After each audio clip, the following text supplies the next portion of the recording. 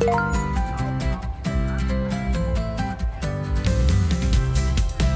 ញ្ញាតក្របជំរាបសួរពុកម៉ែបងប្អូនទាំងគ្នាវីដេអូថ្មីដែលបង្ហាញនេះគឺជាពេលដែលត្រូវឆ្លងឆ្នាំ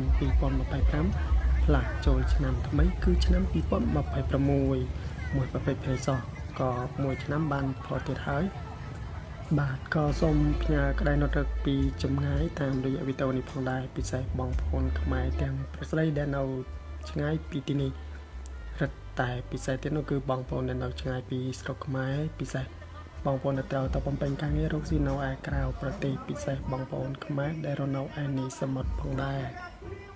ទីនេះគឺជាខេត្តសៀមរាបដ៏ស្រស់ស្អាតរបស់យើងទាំងអស់គ្នាផ្តិតជូនពុកម៉ែបងប្អូនដែលផ្ទាល់ចេញពីក្រុងសៀមរាបផ្ទាល់តែម្ដងសូមអញ្ជើញបងប្អូនទស្សនាទស្សនវិជ្ជាទាំងស្រុងដែលមានសកម្មភាពដូចតទៅនេះតាមរយៈវីដេអូផ្ទាល់នេះតែម្ដងបាទដោយតែបងប្អូនបានឃើញហើយយើងសង្កេតឃើញថាមានពុកម៉ែបងប្អូនដែលគាត់បានអញ្ជើញមកពីគ្រប់ទិសទីយ៉ាងច្រើនណាស់គឺពេញទីក្រុងនៃសៀមរាបតែម្ដងបងប្អូនហើយ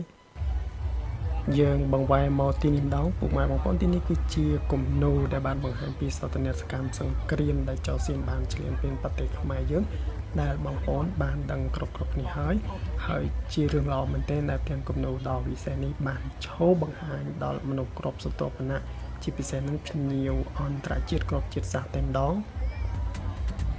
Reap City vibrant energy fills the street មិនមែនមានតែការប្រគំតន្ត្រីដែលឡែកនៅខាងមុខនៃការប្រគំតន្ត្រីនេះគឺយើងមានស្តង់អាហារដែលអាចរកញ៉ាំបានស្ទើរតែគ្រប់មុខផងដែរនៅទីនេះដោយផ្ទាល់ as locals and international tourists gather មិននឹកស្មានថាថ្ងៃឆ្លងឆ្នាំបងប្អូនខ្មែរយើងមានការពេញនិយមក្នុងការដើរលេងយ៉ាងច្រើនបែបនេះទេវាគឺជារឿងមួយដែលគួរឲ្យកត់សម្គាល់ផងដែរជាធម្មតាមិនមានបងប្អូនមកលេងច្រើនបែបនេះទេនៅថ្ងៃធម្មតាតែថ្ងៃឆ្លងឆ្នាំគឺថាស្ទើរតែគ្រប់ទីកន្លែងនៃក្រុងគឺមានបងប្អូនឡើងមកលេងកំសាន្តយ៉ាងច្រើនកកជាពិសេសនោះគឺបងប្អូនយុវវ័យតែម្ដង under golden decorative lights and co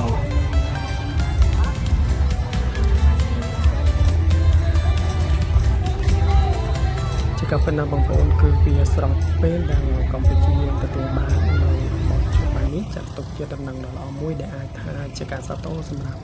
ឆ្នាំថ្មីផងដែរដែលបងប្អូនយើងរយៈពេលកន្លងមក20ថ្ងៃជាងនេះគឺត្រូវក្រមចិត្តនិសាតែការឃើញការឮដឹងនៅភាពសោកសៅរបស់បងប្អូនយើងដែលនៅតាមបណ្ដោយពិសេសនោះគឺនៅតាមបណ្ដាបន្ទាត់ព្រំដែនជាពិសេសបងប្អូនភាសាយើងតែម្ដងនឹងឯង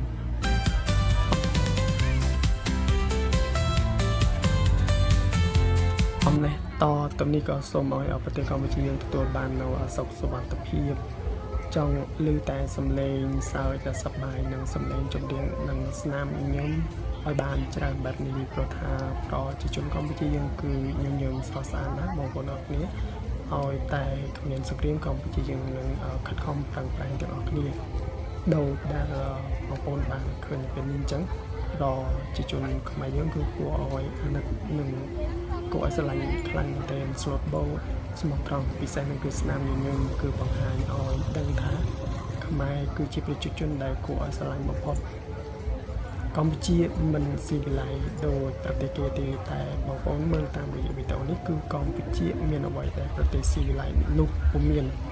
មិនខ្វះនោះទេបរទេសជាច្រើនដែលមកកម្ពុជាហើយរហូតដល់ថ្នាក់មិនចង់ត្រឡប់ទៅស្រុកកំណើតវិញចង់រស់នៅស្រុកខ្មែរយើងកម្ពុជាយើងមានយុវវ័យដែលជាកម្លាំងស្នូលយ៉ាងសំខាន់ក្នុងការកសាងកម្ពុជាយើងទាំងអស់គ្នា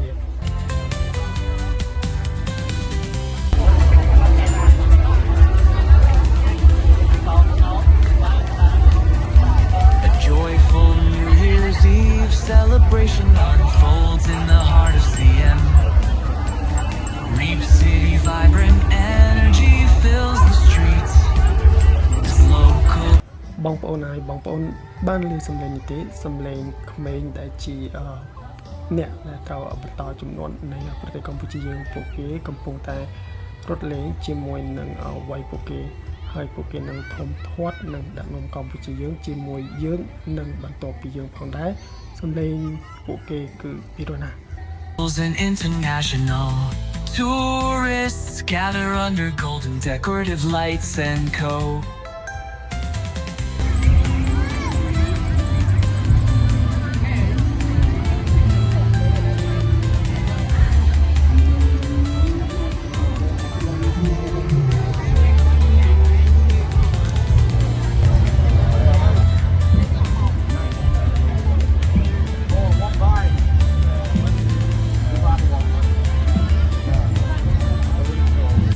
នៅក្នុង clip វីដេអូនេះគឺមិនមែនមានតែប្រជាជនកម្ពុជាយើងទេគឺមានជនបរទេសផងដែរតែពួកគាត់បានមកលេងនិងសម្រាប់ចាត់ថាឆ្លងឆ្នាំថ្មីនៅប្រទេសកម្ពុជារបស់យើង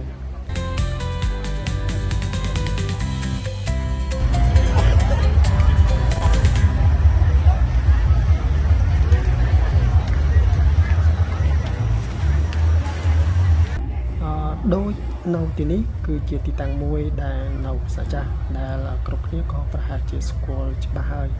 ប្រហែលជាស្គាល់ច្បាស់ជាងខ្ញុំទៅទៀតនោះគឺ Pop Street នេះហើយបងប្អូនមើលប្រជាជនខ្មែរយើងគឺមានត្រឹមតែពី40ទៅ50% តែប៉ុណ្ណោះក្រៅពីនោះគឺសុទ្ធតែជាជនជាតិបរទេសហើយអ្វីដែលពិសេសនោះយើងមើលផ្លូវដើរទាំងនេះតែម្ដងរហូតដល់ថ្នាក់មិនអាចដើរចូលទៅបានដោយសារតែទីតាំងផ្លូវមិនអាចដាក់បានមនុស្សទាំងអស់នោះទេពីព្រោះថាមានមនុស្សយ៉ាងច្រើនគ្រប់ទិសទីទាំងអស់នៅជំនាញប៉ាពេលនៃផ្សារចាស់នេះបងប្អូនអាចទស្សនាដោយផ្ទាល់តាមរយៈវីដេអូនេះ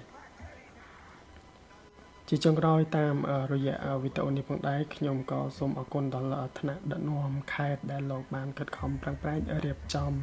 ឲ្យមានសណ្ដាប់ធ្នាប់យ៉ាងល្អដែលអាចឲ្យបងប្អូនទាំងជនជាតិយើងក៏ដូចជាភ្ញៀវបរទេសគាត់ទទួលបាននៅសុខសុវត្ថិភាពនៃការឆ្លងឆ្នាំនេះដែលអាចឲ្យបងប្អូនដើរលេងដោយទំនុកចិត្តនិងដោយក្តីសប្បាយពីព្រោះវាស្ទើរតែមិនគួរជឿថាយើងអាចនឹងដើរលេងនាពេលឆ្លងឆ្នាំថ្មីនេះ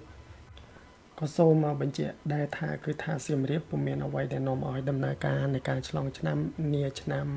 ថ្មីនេះមានការរៀងស្ទះនោះទេគឺពេញទីក្រុងនៅទីក្រុងសៀមរាបគឺដើរលេងជុំគ្រួសារការជួបជុំមិត្តភ័ក្តិការញ៉ាំអីក៏ដូចជាការប្រគំតន្ត្រីគឺប្រកបទៅដោយសុខសុវត្ថិភាព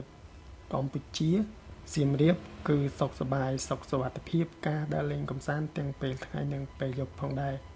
ទោះបងប្អូនដើរលេងមួយយប់ទល់ភ្លឺក៏សៀមរាបនៅតែមានសុខសុវត្ថិភាពយ៉ាងបរិបូរណ៍ជាចុងក្រោយក៏សូមអរគុណដល់ការទស្សនារបស់បងប្អូននៅវីដេអូនេះតាំងពីដើមរហូតដល់ចប់សូមអរគុណច្រើនគ្រប់លា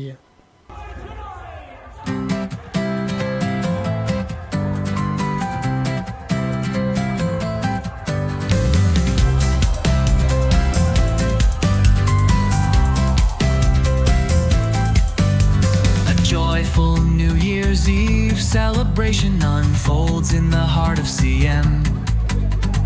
Reap City vibrant energy fills the streets as locals and international tourists gather under golden decorative lights and